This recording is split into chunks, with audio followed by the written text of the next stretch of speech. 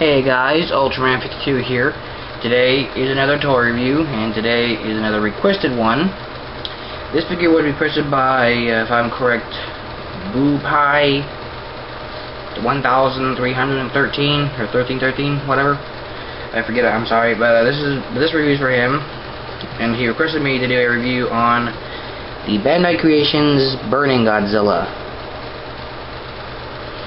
Now, I should please first note, I should first note that I've had this figure for a long time. This is actually my first ever Godzilla figure itself. I've had this for, I had this since like either 2006 or 2005, like when Bandai Creations first brought out the Godzilla series. So, yeah.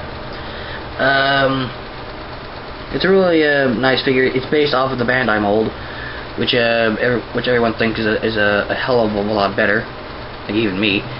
But yeah, first off, articulation. He has 5. The legs, 360 degrees. Yeah, you actually have to force him past the legs a little bit, but they'll go 360 regardless. And the arms. The arms are kind of stiff because I've had this for a long time. Yeah, both arms are really stiff. And the head is really stiff too. I don't know why. It wasn't stiff the last time, which is like a few days ago. And the tail rotates, which is really stiff. Ooh, yeah, it is stiff. Damn. Ooh, wow. I'm gonna work out. Yeah, actually, when I first bought the figure, the tail actually had a glue seal on it. So I guess that over time, I guess the glue seal like wore off or something. So I have no idea like what exactly happened, but I guess the glue seal like actually wore off. So for paint job, he's based off of the Burning Godzilla from Godzilla vs. Destroya. You can see he's a black. Well, yeah, he's a black with spray paints of reddish orange on the midsection, thighs, and the shoulder blades. Well, the shoulder pads, sorry. Some on the neck too, and on the chest, and also on the spines, which everyone thinks looks god-awful.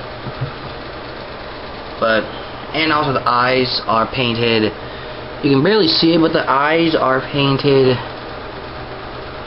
orange with a with a white pupil in the center, so they really had some good paint job on the eyes.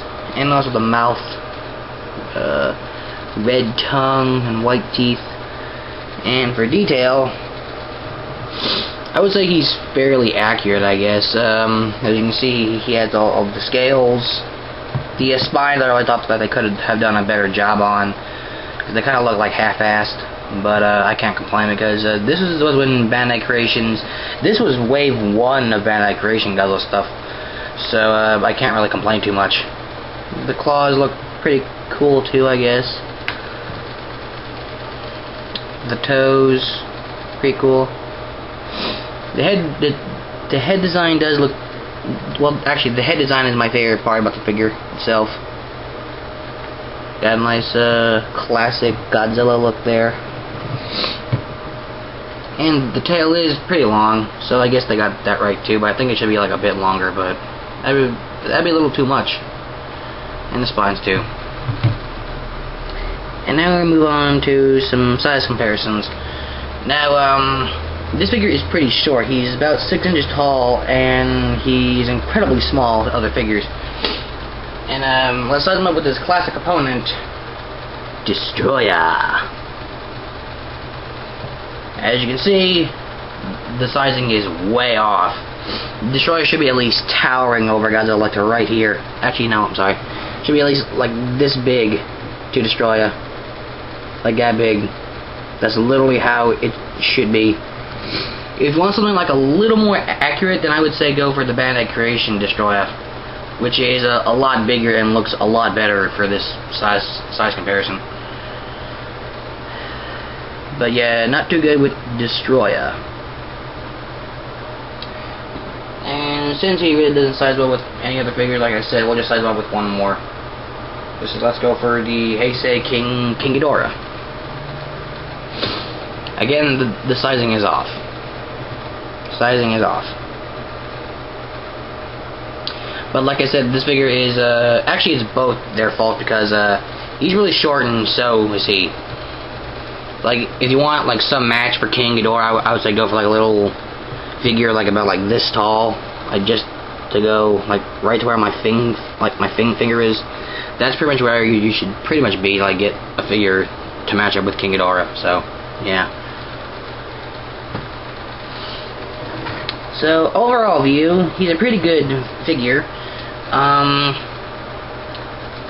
Articulation is pretty basic if you want to break the actual glue seal, because once you get the figure, there already is a glue seal, but he is pretty hard vinyl, because he's not exactly something you want to mess with a lot to try and break a stupid glue seal. But I would say wait a couple years or so. I don't think you want to wait that long for it.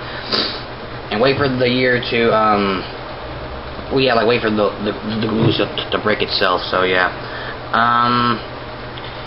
Detail is pretty good, except the spines. And for paint job, he's pretty accurate. Well, so accurate, I should say. And for rarity, well, he's not, like, really rare. So, I would have to give him, like, an average rare, because, he was released, like, in 2005 or 6. And now this figure is being discontinued. So, yeah, I would actually like to see Bandai Creations actually reissue this figure again, except like with a better paint job and like a whole better body sculpt, actually.